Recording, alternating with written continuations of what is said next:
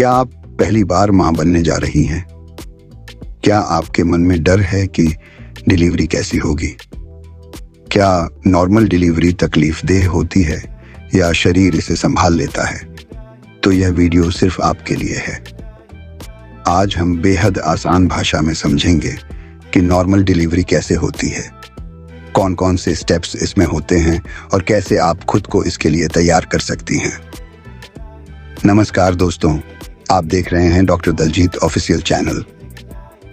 इस चैनल पर हम बात करते हैं प्रेगनेंसी, महिला स्वास्थ्य और मेडिकल जानकारी की, वो भी आसान और सच्ची भाषा में।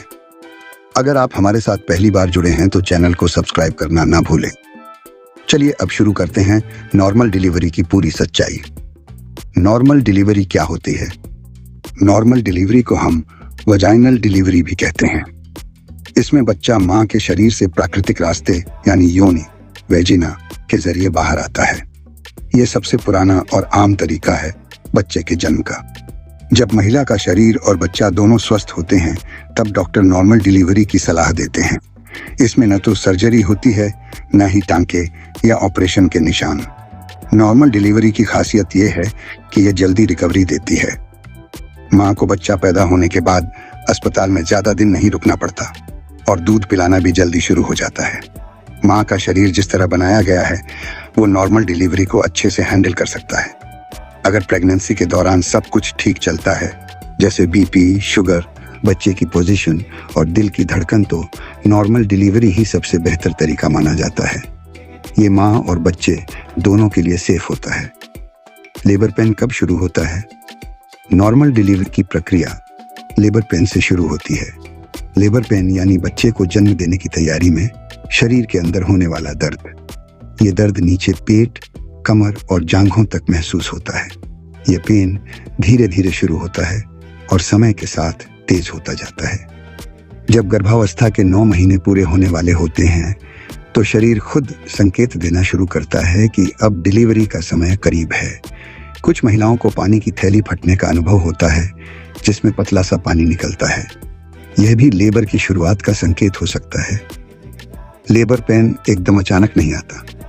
पहले हल्का दर्द शुरू होता है जो 15 से 20 मिनट के अंतराल में आता है।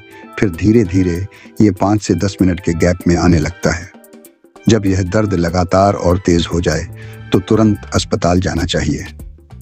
नॉर्मल डिलीवरी 3 मुख्य स्टेज में होती है, जिसे हम लेबर के चरण कहते हैं। पहली स्टेज, इसमें गर्भाशय का मुंह, सर्विक्स, धीरे धीरे खुलता है।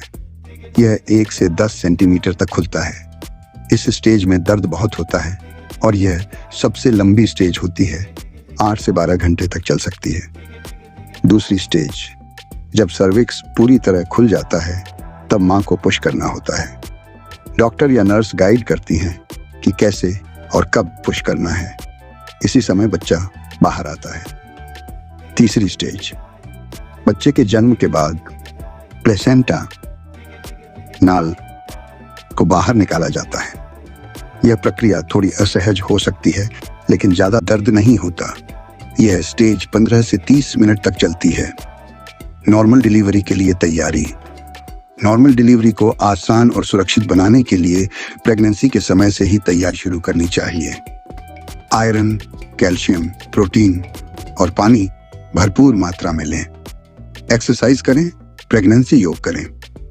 सांस लेने और छोड़ने की प्रैक्टिस से डिलीवरी के समय काफी मदद मिलती है। डर और चिंता को दूर रखें। पॉजिटिव सोच और सपोर्ट सिस्टम रखें। हर महीने सोनोग्राफी और रिपोर्ट्स जरूरी होती हैं।